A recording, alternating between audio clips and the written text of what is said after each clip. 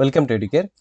ఈ వీడియోలో అంబేద్కర్ ఓపెన్ యూనివర్సిటీకి సంబంధించి డిగ్రీ ఇంగ్లీష్ థర్డ్ సెమిస్టర్లో బ్లాక్ 3లో ఉన్నటువంటి 3 లెసన్స్ని మనకి డిస్కస్ చేద్దాం.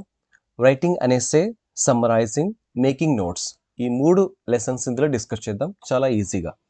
చాలామంది స్టూడెంట్స్ క్లాస్కి వెళ్ళలేక ఆ క్లాస్ పెట్టే టైంకి వీళ్ళు ఏదో పనులు బిజీగా ఉండడం వల్ల వాళ్ళు వెళ్ళలేకపోయింటారు. అలాంటి వాళ్ళందరికీ కూడా ఎడ్యుకేర్ ఫ్రీగా లెసన్స్ అందించాలనేటువంటి ఉద్దేశంతో ఈ వీడియో చేస్తున్నాను.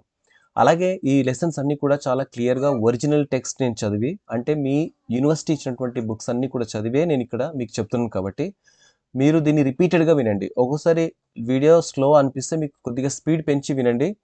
తక్కువ టైంలో మీరు ఎక్కువ సిలబస్ కవర్ చేయగలుగుతారు. ఇంకొకటి, వీటికి సంబంధించి మొత్తం బ్లాక్ 1, బ్లాక్ 2, బ్లాక్ 3 అన్నీ కూడా చేశాను. వాటి యొక్క లింక్స్ డిస్క్రిప్షన్లో ఉంటాయి, లేదంటే ఇక్కడ దాంతోపాటు ఇక్కడ ఎండింగ్లో కూడా థంబ్నెయిల్ ఇస్తాను. సో వాటి మీద కూడా క్లిక్ చేసి మీరు ఆ వీడియోస్ అన్ని కూడా వినొచ్చు. సో ఏదేమైనా మీరు కొంత స్పీడ్ పెంచుకొని వింటే చాలా తొందరగా మీకు సిలబస్ కంప్లీట్ అవుతుంది. Okay, let us start this. First ఇక్కడ చూస్తే మనకు బ్లాక్ 1లో ఉన్నటువంటిది ఫస్ట్ రైటింగ్ అండ్ ఎస్సే. ఇందులో ఏం నేర్చుకుంటామంటే ఎస్సేని ఎలా రాయాలి, ఎస్సే యొక్క ఇంపార్టెన్స్ ఏంటి, ఎస్సేలో ఉన్నటువంటి పార్ట్స్ ఏంటి, ఓకే, ఈ విషయాలు మనం ఇందులో నేర్చుకుంటాం. ఆ తర్వాత సమ్మరైజింగ్. ఇందులో సమ్మరైజింగ్ అంటే ఏంటి, ఇచ్చినటువంటి పెద్ద టెక్స్ట్ని ఎంతవరకు తగ్గించాలి, కుదించేటప్పుడు మనం ఎటువంటి జాగ్రత్తలు తీసుకోవాలి, ఎటువంటి వొకాబులరీ అందులో యూస్ చేయాలి, ఎటువంటి స్టెప్స్ ఫాలో అవ్వాలి, ఫస్ట్ పారాగ్రాఫ్లో ఏం చెప్పాలి, సెకండ్ పారాగ్రాఫ్లో ఏంటి, థర్డ్ పారాగ్రాఫ్లో ఏంటి, ఈ విషయాలు మనం ఇందులో సమ్మరైజింగ్ దాంట్లో నేర్చుకుంటాం. Making notes. ఇప్పుడు మనకు ఒక పారాగ్రాఫ్ కానీ లేదా ఒక టెక్స్ట్ బుక్లో ఉన్నటువంటి స్టోరీ ఇచ్చారు, అందులోకి వెళ్ళి వెరీ వెరీ ఇంపార్టెంట్ పాయింట్స్ని మనం ఎలా కలెక్ట్ చేసుకోవాలి అనేటువంటిదే ఇందులో ఉంటుందన్నమాట. సో మొత్తం కూడా ఇక్కడ రైటింగ్ సంబంధించే ఉంటాయన్నమాట. ఈ బ్లాక్ 3లో చాలా ఈజీగా ఉంటుంది. జస్ట్ మీరు కాన్సన్ట్రేషన్ దీని మీద పెట్టి వినండి, మీకు తొందరగా అర్థమైపోతుంది. Okay, let us start this. First writing an essay. చూడండి, చాలాసార్లు మనం ఏదైతే ఎగ్జామినేషన్లో చూద్దాం, చాలా ఎస్సే టైప్ క్వశ్చన్స్ ఉంటాయి, అలాగే షార్ట్ టైప్ ఆన్సర్స్ కూడా ఉంటాయి. కానీ షార్ట్ టైప్ ఆన్సర్స్కి ఎస్సే టైప్ ఆన్సర్స్ డిఫరెన్స్ ఏంటంటే అందులో చాలా డీటెయిల్డ్గా చెప్తాం. ఎస్సేస్లో మనం చాలా డీటెయిల్డ్గా రాసి దాన్ని మనం చెప్తాం అనమాట. అయితే షార్ట్ ఆన్సర్స్లో ఎలా అంటే జస్ట్ మాట, ఒకే ఒక్క మాటతో మనం దాన్ని ఆన్సర్ కంప్లీట్ చేస్తాం. అయితే ఇక్కడ అసలు రైటింగ్ అన్ ఎస్సే అనేటువంటిది ఏంటో చూద్దాం. First, an essay is a set of ideas supported by evidence. Essay అంటే ఒక ఎవిడెన్స్ ద్వారా సపోర్ట్ చేయడానికి కొన్ని ఐడియాస్ని ప్రజెంట్ చేయడమే ఒక ఎస్సే అంటారు. ఇంకో రకంగా ఏంటంటే an essay according to McLaren చెప్పినట్టుగా ఏంటంటే ఎస్సే అనేటువంటిది ఒక చెట్టు అనమాట. It is like a tree can begin with one seed, this germinates and sprouts. Essay అనేటువంటిది ఏంటంటే ఒక చెట్టు లాంటిది. ఆ చెట్టు ఒక విత్తనం ద్వారా స్టార్ట్ అయ్యి కొమ్మలుగా ఎదిగి మళ్ళీ అక్కడ నుంచి విత్తనాలు వచ్చేసి మళ్ళీ కొంత పెద్ద వనాన్ని తయారు చేసేటువంటిది అని. ఇక్కడ ఎస్సే కూడా అదే అనమాట. ఒక చిన్న ఐడియాతో మనం ఆ ఎస్సేని ఎంత లెంతీగానే చేయొచ్చు, అదనమాట. చాలామంది ఇప్పుడు మీరే ఉన్నారు చూడండి, మీరు history, economics exams, political exams రాస్తూ ఉంటారు కదా, సైన్స్ కాకుండా. హిస్టరీలో ఒక ప్రశ్న అడిగారు అనుకోండి, గుప్తుల యుగం గురించి రాయండి అని చెప్పేసి. ఒక ఐడియా ఉంటుంది, గుప్తుల యుగం అంటే ఇలా ఉంటుంది అని. అదే ఐడియాని మీరు 4-5 పేజీలు రాసేస్తారు కదా. సో అదే ఇక్కడ ఎస్సే అనమాట. ఒక చిన్న ఐడియాని పెద్దగా చేసి, ఎక్స్పాండ్ చేసి, పాయింట్స్ మెన్షన్ చేసి, కొన్ని పార్ట్స్కి డివైడ్ చేసి రాయడమే మనం ఇక్కడ ఎస్సేగా చెప్పుకోవచ్చు. Then it has many branches and leaves but the trunk of the tree keeps them together. ఎన్ని కొమ్మలు వచ్చినా, ఎన్ని చిగుర్లు వచ్చినా అవన్నీ కూడా దేనికి అటాచ్ అయి ఉంటాయంటే ఒక కాండానికి అటాచ్ అయి ఉంటాయి. ఆ కాండం ఏంటంటే ఎస్సే అనమాట. Okay, that is a good essay should have thesis statement. First ఒక గుడ్ ఎస్సేకి ఉన్నటువంటి లక్షణాలు ఒకటి ఏంటంటే అది ఒక థీసిస్ స్టేట్మెంట్ని కలిగి ఉండాలి. ఆ థీసిస్ స్టేట్మెంట్ ఏంటి అంటే రీడర్ దేని మీద ఫోకస్ చేయాలి, reader what the essay is going to focus on. అంటే ఈ ఎస్సే దేని గురించి తెలియచేస్తుందో తెలియచేసేటువంటి స్టేట్మెంట్నే థీసిస్ స్టేట్మెంట్ అంటారు. అంటే రీడర్కి తెలియాలి. ఇప్పుడు మీరు ఒక బుక్ రాశారు, ఆ బుక్ చదివేటప్పుడు పలానా అంశం గురించి చెప్పాడు అని రీడర్కి తెలియాలన్నమాట. రైటర్ కూడా ఏమిటి మీద ఫోకస్ చేశాడో కూడా ఆ విషయం కూడా తెలియాలి రీడర్కి. అలా తెలియజేసేటువంటి స్టేట్మెంట్నే థీసిస్ స్టేట్మెంట్ అని అంటారు. ఇప్పుడు నేనే ఈ విషయం మీకు చెప్తున్నాను, నేను దేని గురించి చెప్తున్నాను అనేటువంటిది మీకు అర్థం కావాలి. అలా అర్థమయ్యేటువంటి ఒక స్టేట్మెంట్నే థీసిస్ స్టేట్మెంట్ అని అంటారు. It should be followed by supporting arguments. ఈ థీసిస్ స్టేట్మెంట్ అనేటువంటిది మిగతా సపోర్టింగ్ ఆర్గ్యుమెంట్స్తో పాటు ఇది ఫాలో అవ్వాలి. కొన్ని ఐడియాస్ ఉంటాయి, కొన్ని ఫ్యాక్ట్స్ ఉంటాయి. సో అవన్నీ కూడా దాని కిందే ఉంటాయి. The thesis statement usually is a part of the introduction. Thesis statement ఎక్కడ ఉంటుందంటే ఇంట్రొడక్షన్లో ఉంటుంది. Whereas the supporting arguments, ideas, facts from the next part of the essay. First పార్ట్లో ఏమో థీసిస్ స్టేట్మెంట్ ఉంటుంది, అది ఇంట్రొడక్షన్లో. తర్వాత మనం ఎక్స్ప్లెయిన్ చేస్తూ ఉంటాం పారాగ్రాఫ్లు. ఆ వాటిలో ఆ థీసిస్ స్టేట్మెంట్కి సంబంధించినటువంటి ఆర్గ్యుమెంట్స్ ఉంటాయి, ఐడియాస్ ఉంటాయి, ఫ్యాక్ట్స్ ఉంటాయి అన్నమాట. Each supporting argument becomes a topic sentence. చూడండి, ప్రతి ఆర్గ్యుమెంట్ కూడా ఒక టాపిక్ సెంటెన్స్ అవుతుంది ఆ పారాగ్రాఫ్లో. It is developed further with examples and details. అలా ఆ పారాగ్రాఫ్లో ఆ థీసిస్ స్టేట్మెంట్ టాపిక్ సెంటెన్స్ తీసుకొని దాన్ని మనం ఎగ్జాంపుల్స్తో ఎక్స్ప్లెయిన్ చేస్తూ పోతాం. Finally a good essay has a concluding paragraph. ప్రతి పారాగ్రాఫ్కి కూడా ఇంట్రడక్షన్ ఉంటుంది, బాడీ ఉంటుంది, అలాగే ఒక కంక్లూజన్ కూడా ఉంటుంది. ఇప్పుడు చూసుకుంటే మనకు దీని ప్రకారంగా ప్రతి ఎస్సేలో 3 పార్ట్స్ ఉంటాయి. ఒకటి ఇంట్రొడక్షన్. ఇందులో ఏముంటుందంటే థీసిస్ స్టేట్మెంట్ ఉంటుంది, బాడీ ఉంటుంది. ఈ బాడీలో ఏముంటుందంటే ఆర్గ్యుమెంట్స్, ఐడియాస్ ఉంటాయి అన్నమాట. ఓకే, ఆ తర్వాత ఒక కంక్లూజన్ కూడా ఉంటుంది ఆ పారాగ్రాఫ్కి. ఓకే, ఇప్పుడు what makes a good essay? ఒక గుడ్ ఎస్సే కావాలంటే మనం ఏం రాయాలి అందులో చూద్దాం. ఫస్ట్ బీ కంప్లీట్గా ఉండాలి ఐడియా. మనం ఏదైతే ఎక్స్ప్లెయిన్ చేస్తున్నామో అది కంప్లీట్గా ఉండాలి, ఇన్కంప్లీట్ ఉండొద్దు. క్లియర్గా విత్ ఎగ్జాంపుల్స్ డీటెయిల్డ్గా దాన్ని ఎక్స్ప్లెయిన్ చేయాలా. Have the relevant matter in it. దానికి సంబంధించినటువంటి మ్యాటరే మనం రాయాలి, ఉట్టుటి ఏదేదో రాయకూడదు అనమాట. మీరు మ్యాంగోస్ గురించి రాసేటప్పుడు మ్యాంగోస్ గురించే రాయాలి. అంతేకాకుండా అలా రాసేటప్పుడు చింతపండు ఇలా ఉంటుంది, ఆ తర్వాత మెకానికల్ ఇలా ఉంటుంది, బైక్ ఇలా ఉంటుంది అని చెప్పేసి ఇర్రిలవెంట్ మ్యాటర్ అందులో రాయకూడదు అనమాట. Be sustained. మీరు చెప్పదలుచుకున్నట్టు విషయం చాలా క్లియర్గా, చాలా డెన్సిటీతో, మంచి సాంద్రతతో అక్కడ ఉండాలి. Be well organised. మీరు ఎక్స్ప్లెయిన్ చేసేటువంటి ఐడియాస్ ఏవైతే ఉంటాయో వాటిని ఆర్గనైజ్డ్గా ఉండాలి. అంటే సిరీస్లో క్లియర్గా స్టెప్ బై స్టెప్ దాన్ని ఆర్గనైజ్ చేయాలి. బీ కన్సైజ్ అంటే ఇక్కడ బీ కన్సైజ్ అంటే మరీ ఎంత లెంత్ కాకుండా జస్ట్ మీరు 2-3 స్టేట్మెంట్ పెట్టేపాటికి అక్కడ ఐడియా అర్థం కావాలి. Have it sub topics. ఎక్కడైతే సబ్ టాపిక్స్ అవసరమవుతాయో అక్కడ సబ్ టాపిక్స్ని ఉపయోగించాలి. Be explanatory. చాలా క్లియర్గా ఎక్స్ప్లెయిన్ చేయడానికి ట్రై చేయాలి. ఇవన్నీ కూడా ఒక గుడ్ ఎస్సేకి ఉండవలసినటువంటి లక్షణాలు అని చెప్పొచ్చు. Next, different stages of writing and essay. Essay రాసేటప్పుడు డిఫరెంట్ స్టేజెస్ ఉంటాయి కదా, వాటి గురించి చూద్దాం. ఫస్ట్ ఏంటంటే ఎస్సే టాపిక్ సెలెక్షన్. ఏ ఎస్సే రాసినా కూడా మనం సెలెక్షన్ అనేటువంటిది వెరీ వెరీ ఇంపార్టెంట్ కదా. ఆ సెలెక్షన్ ద్వారానే మనం ఆ ఎస్సేని స్టార్ట్ చేస్తాం. కాబట్టి selection is the most important. రండి, ది ఎస్సే టాపిక్ సెలెక్షన్ అనేటువంటిది ఫస్ట్ పాయింట్. ఈ సెలెక్షన్లో ఏముంటుందంటే మీ టీచర్ అనే ఇవ్వచ్చు ఒక టాపిక్ సెలెక్ట్ చేసుకోమని, లేదా నీ ఇష్టం వచ్చిన టాపిక్ నువ్వేనా సెలెక్ట్ చేసుకోవచ్చు. Preparation before writing. Topic select చేసుకున్న తర్వాత ప్రిపరేషన్ చేయాలి. రైటింగ్ రాయడానికి ముందు ప్రిపేర్ కావాలి, దాన్ని చదవాలి, ప్లాన్ చేయాలి, కంపారిజన్ చేయాలి, ఇటు నుంచి అటు. ఇంపార్టెన్స్ ఆఫ్ ఫిట్నెస్, వాటి గురించి కొన్ని మనకి టెక్స్ట్ బుక్లు ఇచ్చారు, అవి నేను మెన్షన్ చేశాను. ఇక్కడ బోల్డ్ లెటర్స్ ఉన్నాయి కదా, అవి మీకు మెయిన్ వెరీ ఇంపార్టెంట్ అనమాట. Third one, information collection. Preparation చేయాలి, ఇన్ఫర్మేషన్ కలెక్షన్ చేయాలి, అలాగే సెలెక్షన్ ఆఫ్ రిలవెంట్ ఐడియాస్. దానికి సంబంధించిన రిలవెంట్ ఐడియాస్ని సెలెక్షన్ చేయాలి. గ్రూపింగ్ ఆఫ్ ఐడియాస్, అన్ని ఐడియాస్ని తీసుకొని గ్రూప్ చేయాలి. ఓకే, ఆ తర్వాత ordering of ideas.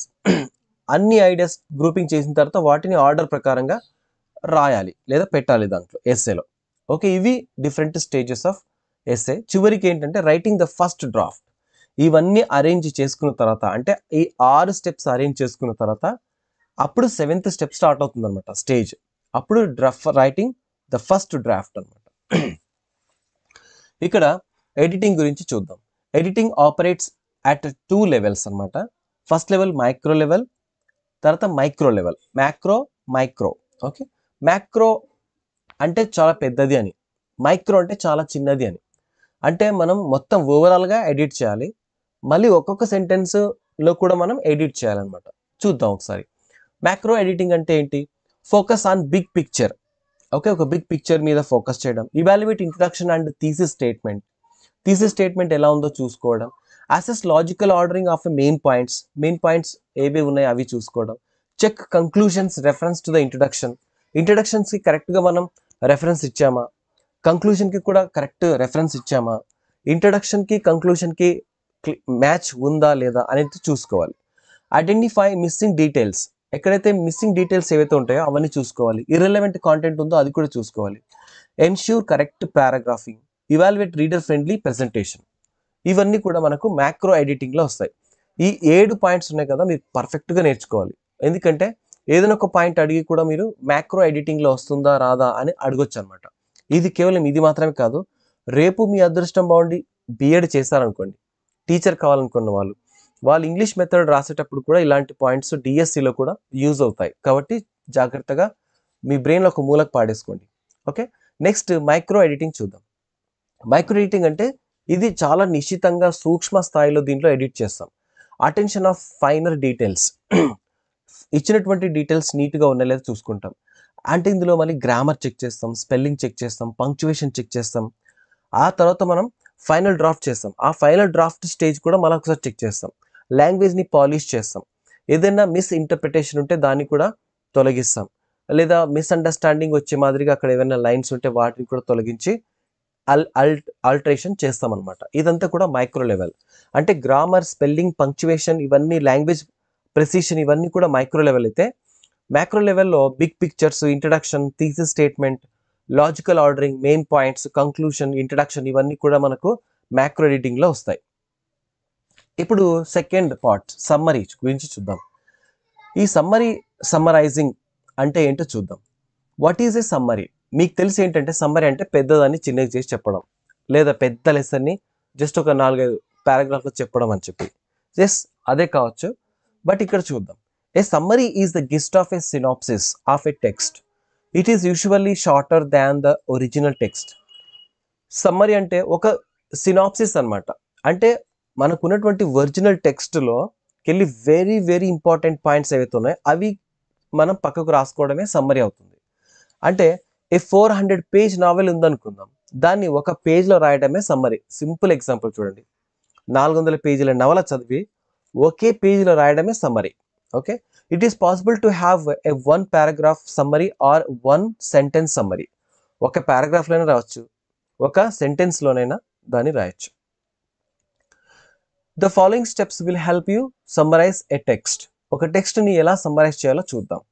First read the passage కదా, ఏది మనం చేయాలనుకున్నా ఫస్ట్ చదవాలి. చదవకుండా దేనైతే అర్థం చేసుకోలేం. కాబట్టి ఫస్ట్ చదవాలి. అంటే రీడింగ్ ఈజ్ ఇంపార్టెంట్. కేర్ఫుల్గా చదవాలి, అర్థం చేసుకోవాలి, అండర్లైన్ ద కీ ఇన్ఫర్మేషన్. ఆ తర్వాత for this you need to be able distinguish between important and important details.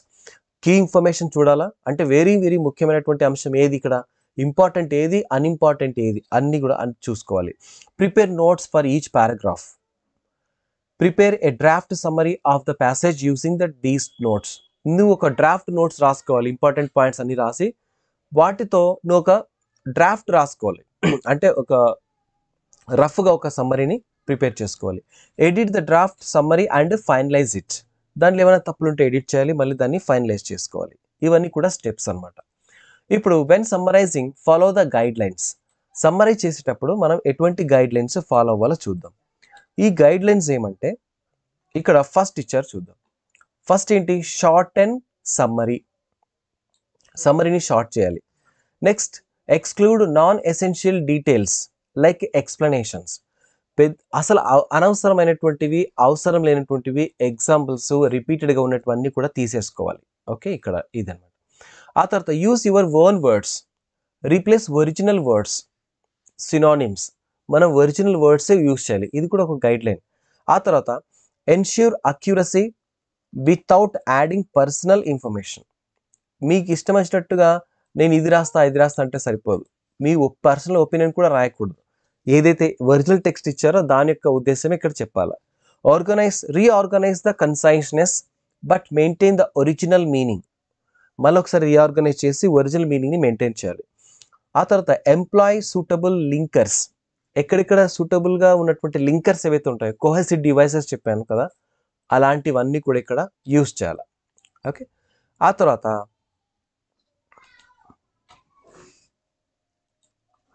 Next slide చూద్దాం. Summarising longer text. ఇప్పుడు పెద్ద పెద్ద టెక్స్ట్లు ఉన్నప్పుడు దాన్ని ఎలా సమ్మరైజ్ చేయాలో చూద్దాం.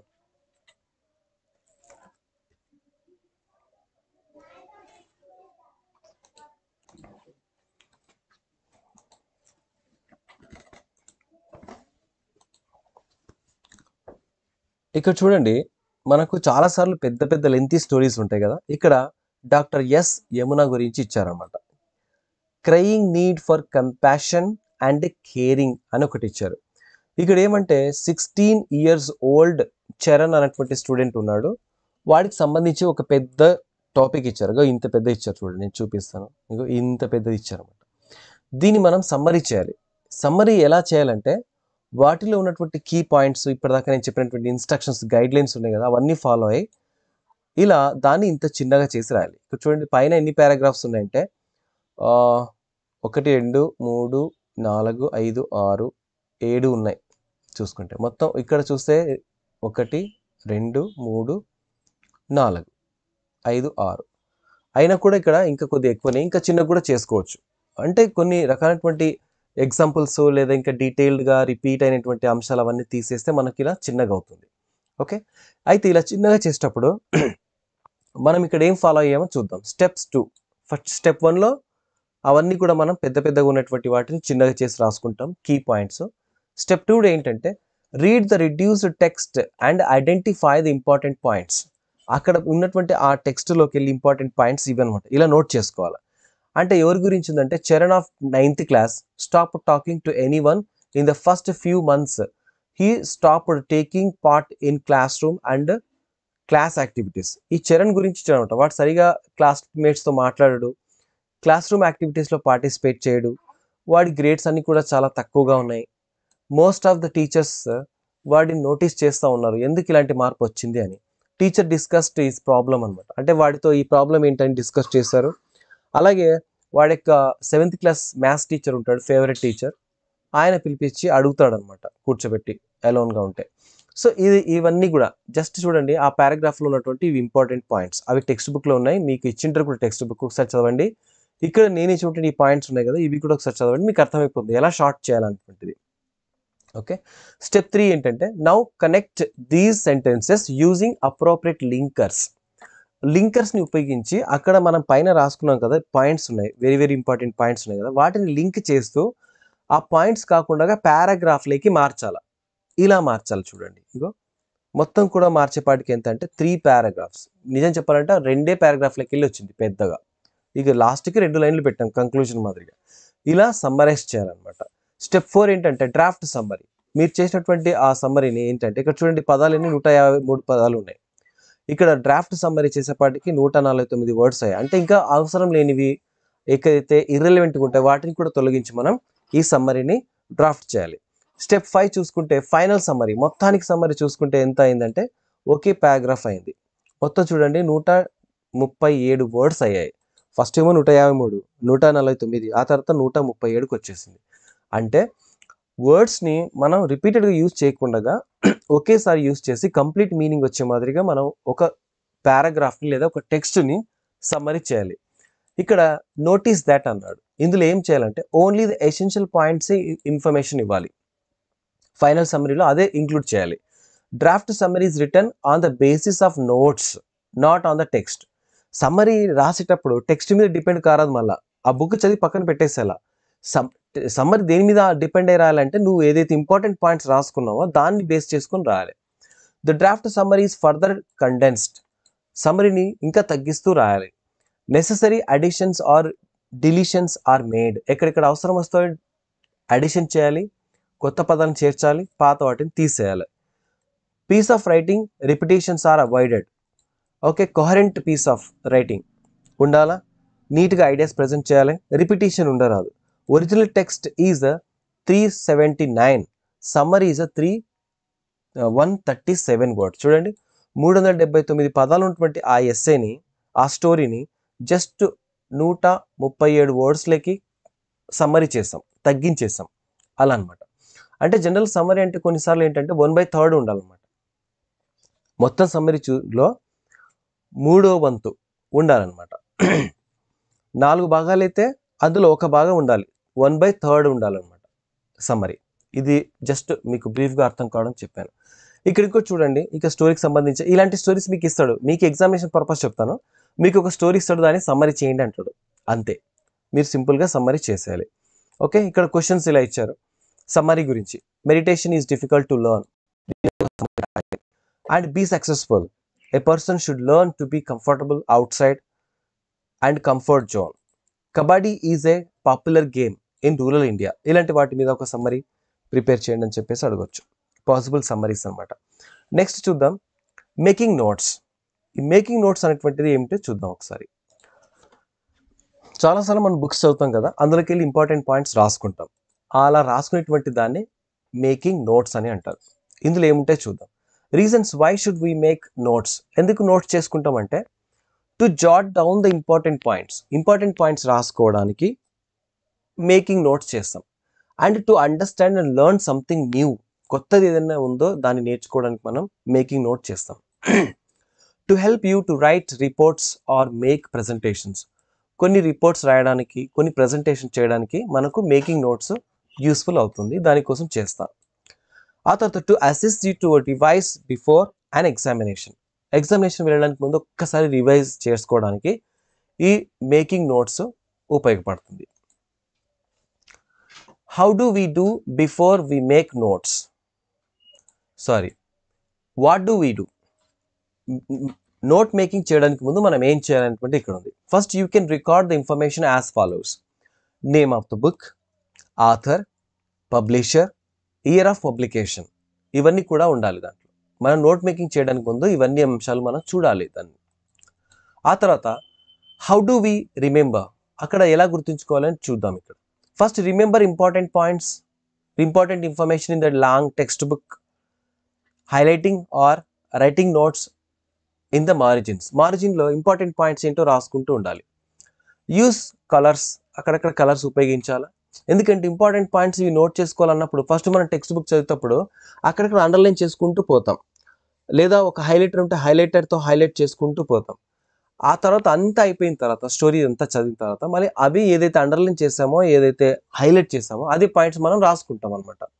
ఎందుకు అలా చేస్తామంటే మనం నోట్ మేకింగ్ చేసేటప్పుడు వాటిని ఫైండ్ అవుట్ చేయడానికి, ఈజీగా మన నోట్స్లో రాసుకోవడానికి ఈజీగా ఉండేది కోసం. Keep notes clear and short. Make sure your notes help your remember what you have read easily. నువ్వు చేసుకున్నటువంటి ఆ షార్ట్ ఏదైతే ఉందో చాలా క్లియర్గా ఉండాలా, ఆ పాయింట్స్ అన్నీ కూడా నీకు గుర్తుకుండాలా.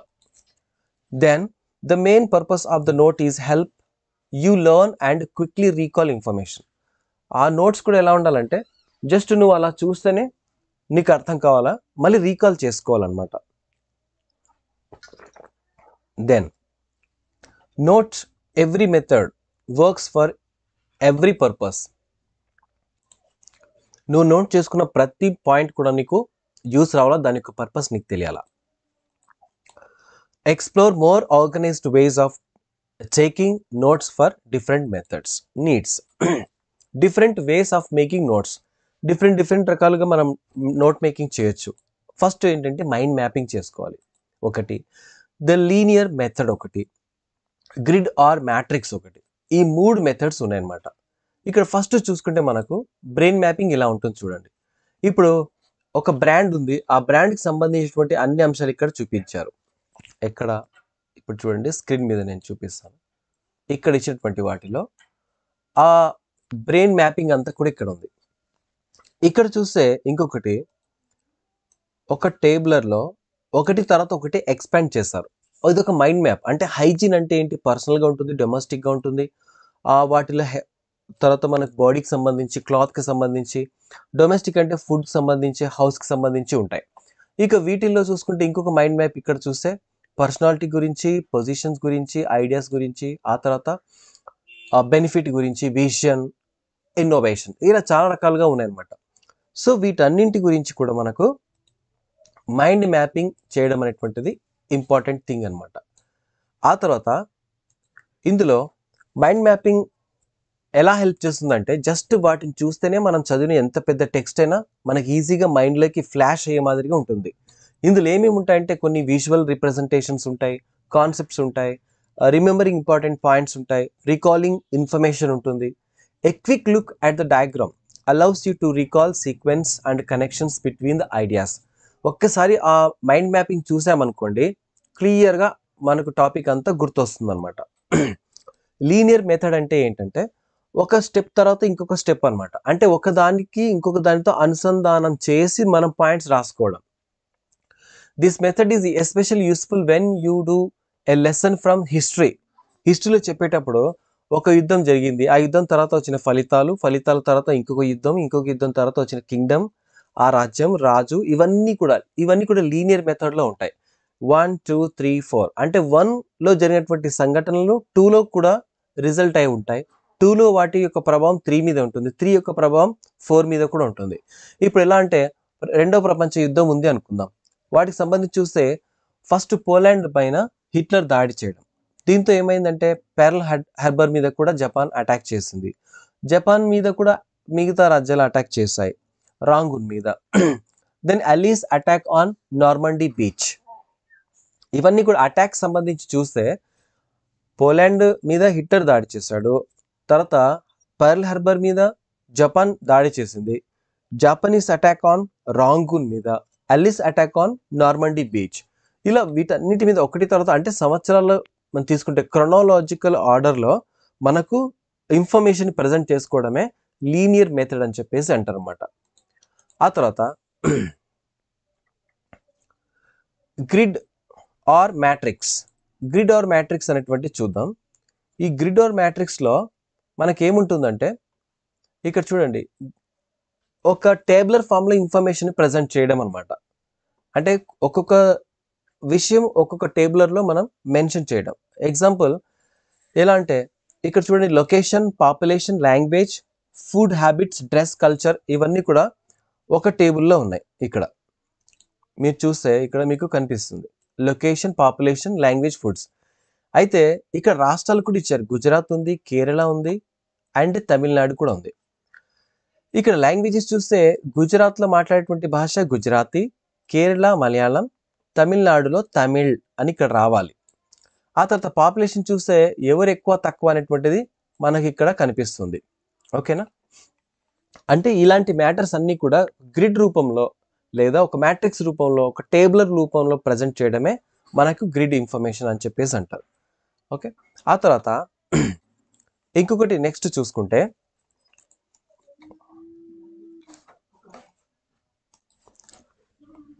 Graphic organizers. అంటే గ్రాఫిక్ ఆర్గనైజర్స్ అంటే గ్రాఫికల్గా ప్రజెంట్ చేయడం. అంటే a graphic organizer is also a type of mind mapping that help learning by allowing the mind to see patterns and relationships among ideas. You are free to use your own way of establishing relationship among ideas. నువ్వు ఏదైతే text చదువుతావో దాన్ని నీకు ఇష్టం వచ్చినట్టుగా, నీకు idea ఉండే మాదిరిగా గ్రాఫికల్గా ప్రజెంట్ చేసుకోవడమే ఇక్కడ గ్రాఫిక్ ఆర్గనైజర్స్ అంటారు. ఫర్ ఎగ్జాంపుల్ టీ డయాగ్రామ్ ఉంది, టీ డయాగ్రామ్ గురించి అనమాట. ఇక్కడ చూడండి, స్క్రీన్ మీద కనిపిస్తూ ఉంది. ఒక అంటే మేనేజర్ ఉంటాడు, ఆయన కింద ఇంకా కొంతమంది సబ్ మేనేజర్స్ ఉంటారు, వారి కింద వర్కర్స్ ఉంటారు. ఇలా ఒకటి తర్వాత ఒకటి ఒక ట్రీ డయాగ్రామ్ మాదిరి గ్రాఫికల్గా ప్రజెంట్ చేసుకోవడమే ఇక్కడ గ్రాఫికల్ ఆర్గనైజర్స్ అని మనం చెప్పుకోవచ్చు. దానికి best example T diagram. T డయాగ్రామే కాదు, ఇక పై చార్ట్ కావచ్చు, లైన్ చార్ట్ కావచ్చు, ఇక బార్ డయాగ్రామ్ కావచ్చు, ఇవన్నీ కూడా మనకు గ్రాఫిక్ ప్రజెంటేషన్స్ కిందకే వస్తాయి. ఓకే, ఇది దీనికి సంబంధించినటువంటి టాపిక్. నాకు తెలిసి మీకు అర్థమైంది అనుకుంటాను. ఇంకా మీకు నెక్స్ట్ టాపిక్ ఏది కావాలో వాటి గురించి కూడా మీరు కామెంట్ సెక్షన్లో తెలియజేయండి, వాటిని కూడా చేస్తాను. అలాగే మీకు డైలీ అప్డేట్స్, అంటే మీకు డిగ్రీకి సంబంధించినటువంటి అప్డేట్స్ అన్నీ కూడా రావాలంటే సబ్స్క్రైబ్ చేసి మీరు నోటిఫికేషన్ ఆన్ చేసుకుంటే అన్నీ కూడా వస్తాయి. అలాగే మీకు ఇంత డేటాని ప్రజెంట్ చేశాను కదా, జస్ట్ ఒక లైక్ చేయండి అండ్ మీ ఫ్రెండ్స్ అందరికి షేర్ చేయండి. Thank you. ఇక 1 2 3 ఉన్నాయి కదా, 1 2 బ్లాగ్స్ కూడా నేను చేశాను, వాటి యొక్క థంబ్నెయిల్ ఇక్కడ ఇస్తాను. అలాగే లింక్ కూడా డిస్క్రిప్షన్లో ఇస్తాను, వాటిని కూడా వినండి. Thank you.